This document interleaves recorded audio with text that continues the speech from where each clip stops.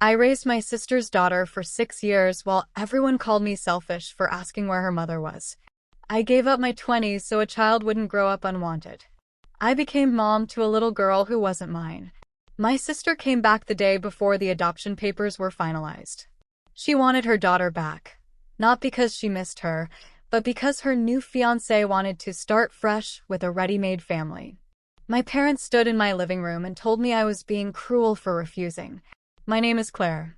I was 24 when I opened my apartment door at 2 in the morning to find my sister's car already pulling away from the curb. On my doorstep sat a car seat with a sleeping 10-month-old baby girl inside, a diaper bag, and a note that said, "I can't do this. You'll be better at it anyway." I stood there in my pajamas, holding that note, watching her taillights disappear, and something inside me just froze. Not panic. Not anger yet. Just a cold, spreading numbness that felt like watching myself from somewhere else entirely. The baby, Emma, started crying. I picked her up because that's what you do when a baby cries, even when your entire life just got rewritten without your permission. She was warm and small and smelled like the cheap hotel soap my sister probably used that morning. I brought her inside. I didn't know what else to do. I called my parents at 2:15 in the morning. My mother answered on the first ring, which meant she'd been awake. Which meant she'd known this was coming. "Mom," I said, my voice surprisingly steady. Jenna just left her baby on my doorstep and drove away. There was a long pause. Too long. The kind of pause that confirmed everything. "She needed space, Claire," my mother finally said. "She's been struggling. You're good with kids. You always wanted to help people. This is temporary." "How long is temporary?" Another pause. "She needs to figure herself out. You have that extra bedroom. You're single. You have time." I remember looking down at Emma, who had fallen back asleep in my arms, her tiny fist curled against my chest. I remember thinking, this is how they make you complicit in your own exploitation. They frame it as kindness, as family duty, as something you should want to do. "And if I say no?" I asked. My mother's voice went cold. "Then you're not the person I thought you raised." She hung up. I sat on my couch until sunrise with a baby I didn't ask for sleeping in my arms, understanding with perfect clarity that I'd just been handed someone else's consequence and told it was a blessing. I was a pediatric nurse at the time, working 12-hour shifts 3 to 4 days a week. I had a small one-bedroom apartment in Portland, a tight budget, and a life I'd carefully constructed after years of watching my sister derail hers. I wasn't ready for a baby. I wasn't planning on a baby. But there she was, breathing softly against my shoulder, completely innocent in all of this. The next morning, I called Jenna 17 times. Every call went to voicemail. I texted her that we needed to talk, that she couldn't just abandon her daughter, that this wasn't legal or fair or remotely okay. She read every message, never replied. I called my father. He was gentler than my mother, but the message was the same. Jenna's going through something. She'll come back when she's ready. In the meantime, Emma needs stability. You're her aunt. Family takes care of family. What he meant was, you're the responsible one, so this is now your job. I took Emma to the pediatrician that week for a checkup. She was underweight, had an untreated ear infection, and showed signs of developmental delay from inconsistent care. The doctor asked careful questions about her mother. I told the truth. She'd been left with me indefinitely without warning. The doctor's expression shifted into something between sympathy and legal obligation. "I'm required to report situations involving child abandonment," she said gently. "But if you're willing to take temporary guardianship, that might be the better path for Emma's stability." I looked down at this tiny person who'd been handed chaos for a start in life, who didn't ask to be born to a mother who couldn't handle her, who deserved better than being a political football between adults. I filed for temporary guardianship.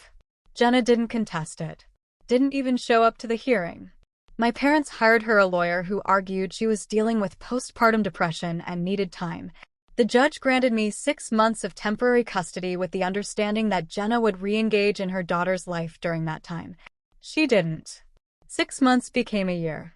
A year became 2. Emma's first words were with me. Her first steps. Her first day of preschool. I rearranged my entire life around a child who called me Aunt Claire at first, then just Claire, and then on a random Tuesday afternoon when she was 3 years old, looked up at me and said, "Mama." I cried in the bathroom for 20 minutes that day. My parents visited occasionally.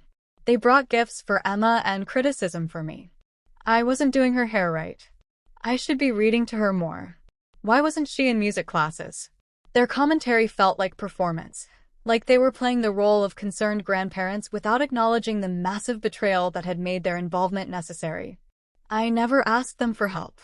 Not money, not babysitting, nothing. I learned quickly that accepting anything from them came with strings attached. Little comments about how hard I was making things, how Jenna had been so young and overwhelmed, how family means forgiveness. I supported Emma entirely on my own. I moved to a 2-bedroom apartment. I picked up extra shifts. I learned to braid hair from YouTube tutorials and made dinosaur-shaped pancakes and read the same bedtime stories 500 times because that's what she needed. And Jenna? She was living her best life in California. I knew because she never made her Instagram private. Beach photos. Brunch with friends. A new boyfriend every few months. Therapy sessions she checked in from, hashtagging #self-care and #boundaries. She looked happy, free, unburdened. She never once asked about her daughter. When Emma turned 4, I started the process for permanent adoption. My lawyer explained it would likely be straightforward given the years of abandonment and my established role as primary caregiver. We'd need to make one more attempt at contact with Jenna, serve her papers, and if she didn't contest within the legal time frame, the adoption would proceed. I sent the papers certified mail to the last address I had. They came back, returned to sender, moved, no forwarding address. I hired a private investigator. Found her in 3 days. She was living in Santa Monica with a new boyfriend, working part-time at a yoga studio, posting daily about her journey toward authentic living. The papers were served. She had 60 days to respond. She didn't. The final adoption hearing was scheduled for a Friday in October. Emma was 6 years old. She knew I was going to officially become her mom. She'd helped me pick out a special dress to wear. She'd drawn a picture of the two of us holding hands that I'd laminated and carried in my purse. On Thursday evening, my doorbell rang. I opened the door, and there was Jenna. She looked exactly like her Instagram photos. Tanned, glowing, wearing expensive athleisure and carrying a designer purse I knew cost more than my monthly rent. Her hair was professionally highlighted. Her nails were done. She looked like someone who'd spent 6 years investing in herself while I'd spent 6 years investing in the child she'd abandoned. "Hi, Claire," she said like we were old friends catching up. Like she hadn't ghosted her own daughter for 72 months. "Can I come in?" I didn't move from the doorway. "Emma's asleep." "I know. I wanted to talk to you first." She smiled. This nervous, hopeful smile that might have worked on someone who hadn't spent 6 years cleaning up her mess. "I've been doing a lot of work on myself. Therapy. Really intensive stuff. I'm in a better place now. I'm ready." "Ready for what?" "To be Emma's mom again." The words hung in the air between us like something obscene. I felt my hand tighten on the doorframe. "You haven't seen her in 6 years. "I know. And I'll regret that forever. But I was sick, Claire. I had postpartum depression, and I didn't know how to ask for help. I did what I thought was best for her. I made sure she was with someone who could take care of her while I got better." She said it like a rehearsed speech, like something her therapist had helped her workshop. "But I'm better now. I'm engaged. Derek, my fiancé, he's amazing with kids. We want to give Emma the family she deserves." I stared at her. "The family she deserves? She has a family. Me. You're her Aunt Claire. I'm her mother. You stopped being her mother when you left her on my doorstep like a package you didn't want to return." Her expression shifted slightly, less conciliatory, more defensive. "I'm not going to apologize for having a mental health crisis. That's stigmatizing and unfair. I'm here now. I'm healthy. I'm stable. And I have rights. You signed away your rights when you didn't contest the guardianship. Temporary guardianship. Not adoption. And my lawyer says because I wasn't properly notified of the adoption proceedings. You were served papers. At your apartment. You signed for them." She waved a hand dismissively. Derek thinks we have a good case for proving I wasn't in the right mental state to make legal decisions at that time. But I don't want this to get ugly, Claire. I want what's best for Emma. I think we can work something out. Maybe a gradual transition? I could start with visits, then weekends, then get out. She blinked. What? Get out of my house. Get off my property. Don't come back. Claire, be reasonable. You don't get to do this. My voice was shaking now, but not from fear. From rage. From 6 years of swallowed anger finally finding its way up. You don't get to dump your child and disappear and then waltz back in when it's convenient and call it healing. You don't get to frame abandonment as self-care. You don't get her. I'm her mother. You're a stranger who shares her DNA. I'm the one who held her when she had nightmares. I'm the one who taught her to read. I'm the one who sat in every doctor's office, every parent-teacher conference, every dance recital. Me. Not you. You were too busy finding yourself in California to even send a birthday card. Jenna's face hardened. You're being selfish. You're not thinking about what Emma needs. You're thinking about yourself. About how much you've invested. But she's not a project, Claire. She's my daughter, and I want her back. Then you should have wanted her 6 years ago. I'll take you to court. Derek has an excellent lawyer. We'll fight this. Good luck. I started to close the door. The adoption hearing is tomorrow at 10. You're welcome to show up and explain to a judge why you think 6 years of abandonment followed by a sudden engagement announcement equals fitness for custody. She put her hand on the door, stopping it. Her voice dropped, became uglier. You always did this. Always acted like you were so much better than me. The perfect daughter. The responsible one. You love this, don't you? Getting to play mom. Getting to be the hero. Did it ever occur to you that maybe you kept Emma from me? That maybe I stayed away because you made it so clear you didn't think I was good enough? I looked at her hand on my door, then back at her face. You stayed away because you wanted to. Because it was easier. Because you're fundamentally incapable of putting another human being's needs ahead of your own comfort. And now you want her back not because you miss her, but because your new boyfriend thinks a ready-made family sounds nice. Because it fits the narrative you want for your life. She's not a narrative, Jenna. She's a person. And you don't deserve her. I pulled the door closed. She stood on the other side for a long moment. I could see her shadow through the frosted glass. Then she left. I locked the door, checked that Emma was still asleep, and then sat on my kitchen floor and shook for 20 minutes. She didn't show up to the hearing the next day. But my parents did. They sat in the back of the courtroom. And when the judge asked if anyone present wanted to contest the adoption, my father stood up. Your Honor, he said, his voice carrying that careful, reasonable tone he used when he wanted to sound wise. I'm Emma's grandfather. Her mother, my daughter Jenna, is ready to resume her parental role. She's been in therapy, she's engaged to be married, and she wants to be part of Emma's life. We're concerned that this adoption is being rushed through while Jenna is taking steps to get better. We'd like to request a delay so the family can explore reunification options.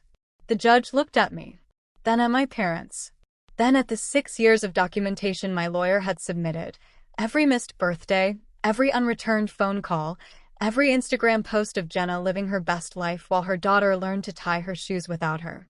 Mr. and Mrs. Hayes, the judge said slowly, where have you been for the past 6 years? My father straightened. We've been supportive grandparents. We visit regularly. We've maintained a relationship with Emma while her mother dealt with her mental health crisis. And did you provide financial support to Ms. Claire Hayes during this time? A pause. Claire never asked for help. Did you offer? Longer pause. We trusted that Claire had things handled. My mother interjected, standing as well. She's very independent. Always has been. But family is important. We think Emma deserves to know her mother. To have that chance at a complete family. The judge looked back at me. Ms. Hayes, do you have anything you'd like to say? I stood up. My legs felt like water, but I stood.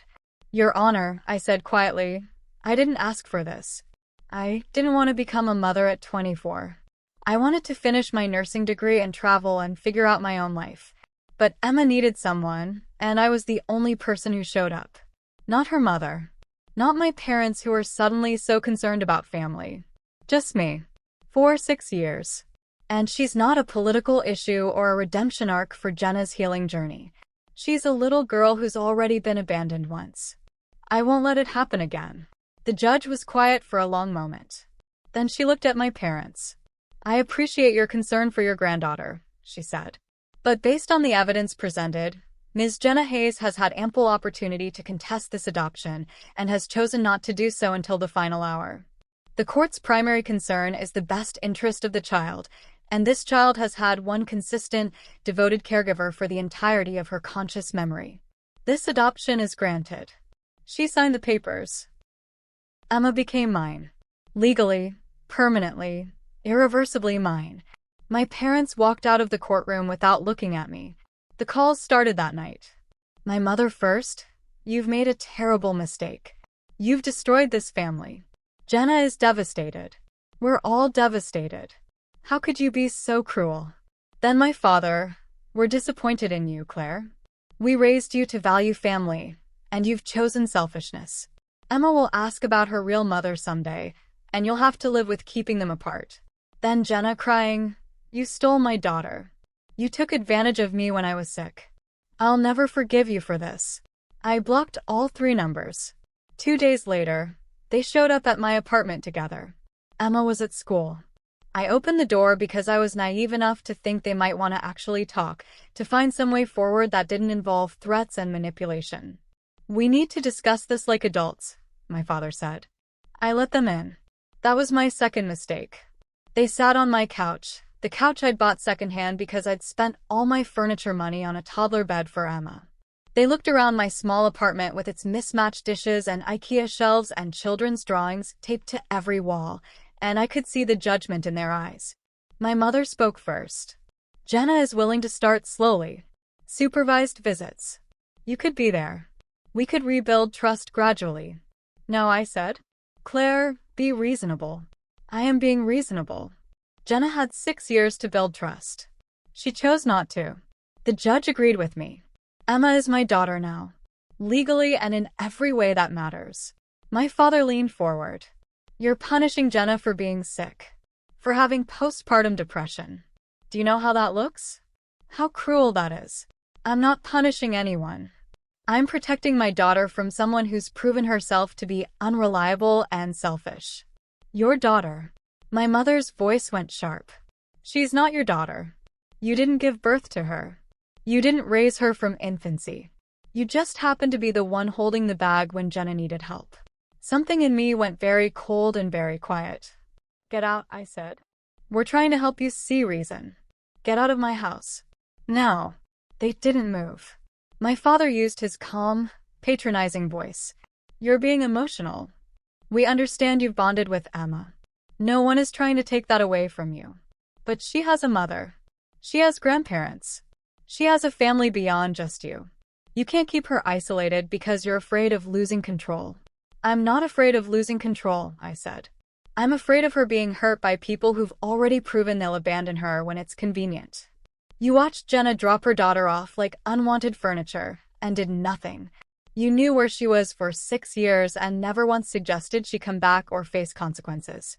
You enabled her abandonment. And now you're enabling her entitlement. You don't get to call that family. My mother stood up. We've supported you. We've been patient. But you're making this impossible. If you don't agree to let Jenna see Emma, supervised, gradual, reasonable, then we'll have no choice but to pursue this legally. Derek has money. They have resources. They'll prove you're keeping Emma from her mother out of spite. Then do it, I said. Take me to court. Spend Derek's money. Hire expensive lawyers. The judge will read the same 6 years of evidence and reach the same conclusion. And Emma will be old enough by then to tell them herself who her mother is. They left. But not before my mother turned at the door and said, You're going to regret this. Family is everything, Claire. And you just threw yours away. I closed the door and locked it and added a chain lock that same afternoon. They tried a few more times. Showed up at Emma's school. The administration already had documentation of the custody situation and didn't let them check her out.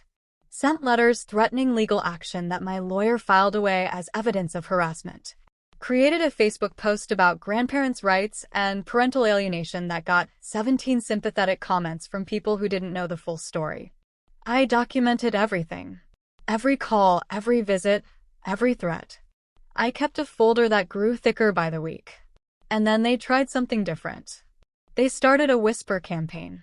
Told extended family that I'd stolen Emma out of jealousy, that I'd manipulated a sick woman and turned her daughter against her, that I was vindictive and controlling. Cousin after cousin called to tell me I should do the right thing and stop being selfish. An aunt I hadn't spoken to in 10 years sent me a long email about forgiveness and Christian charity. I stopped responding. Stopped explaining. Let them think what they wanted. Because Emma was thriving. She was reading above grade level. She had friends. She took gymnastics on Tuesdays and art class on Thursdays. She talked about becoming a veterinarian or an astronaut or both.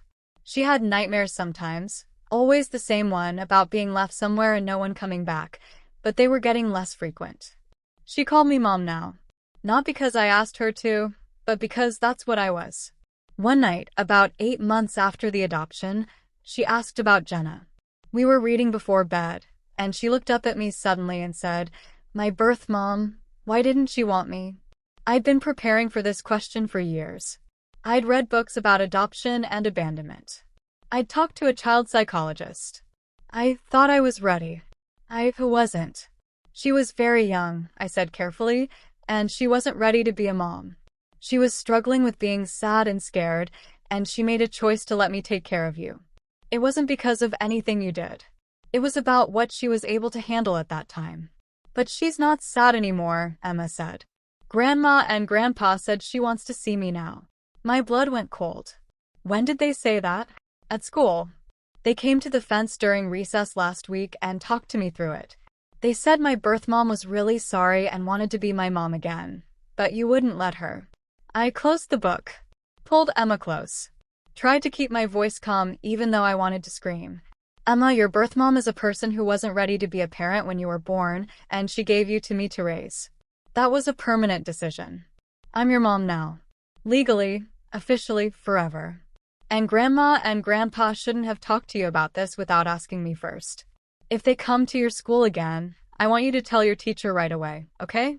Are they in trouble? No, sweetheart. But grown-ups need to follow rules too, and one of the rules is that they're not allowed to take you from school or talk to you without me knowing. Okay. She was quiet for a minute. Then Mom? I don't want another mom. I just want you. I held her until she fell asleep, and then I called my lawyer. The next morning, I filed for a restraining order. The hearing was brutal. My parents showed up with their own lawyer, paid for by Derek, I assumed, and argued that they were loving grandparents being unfairly cut off from their granddaughter. That I was vindictive and controlling. That they'd only approached Emma at school because I'd refused all contact and they were desperate. My lawyer presented the adoption decree.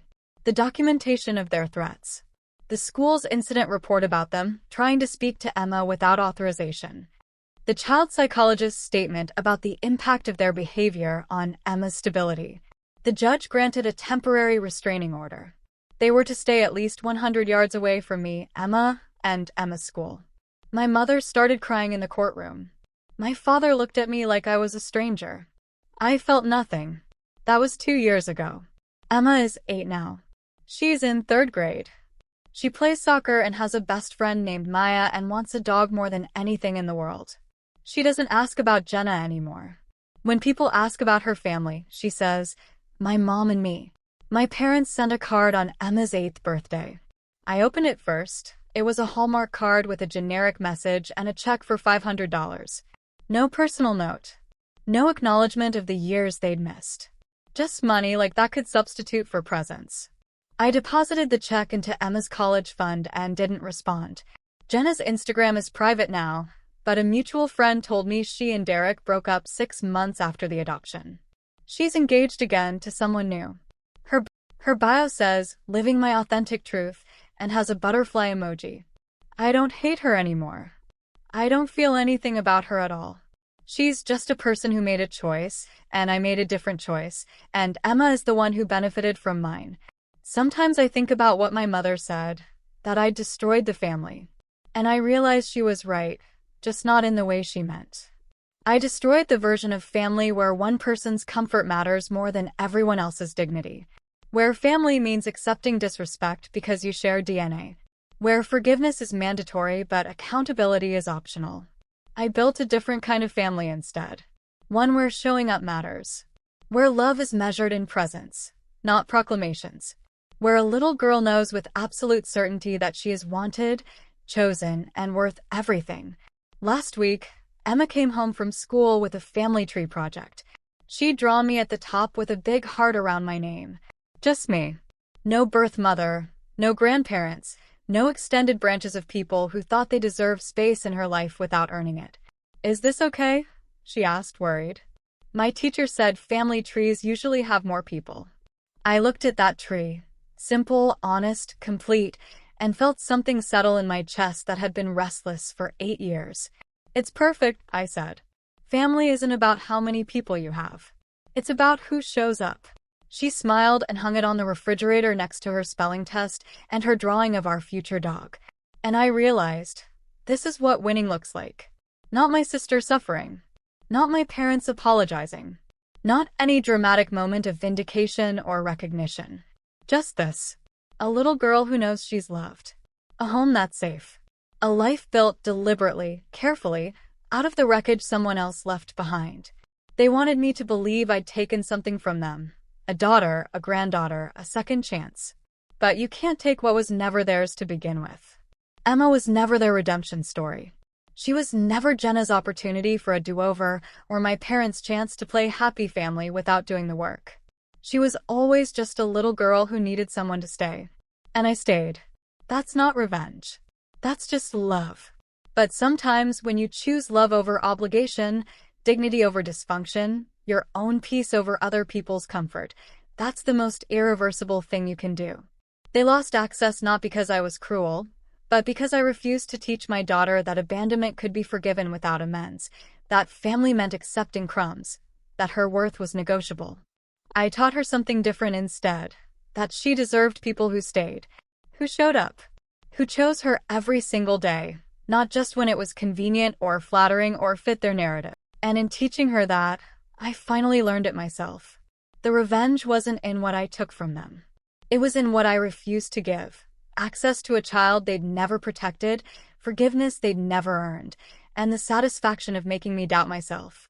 Some days I still think about that night Jenna's car pulled away. How I stood there holding a baby and a note and felt my entire life change in an instant. I thought it was the worst thing that could happen to me. It turned out to be the best thing that ever happened to Emma. And maybe, in ways I'm still understanding, the best thing that ever happened to me too. Not because it was fair. Not because I chose it. But because when the choice became inevitable, I chose right. I chose her. I chose us. I chose a life built on something real instead of something obligatory. And they can call that selfish if they want. I call it love.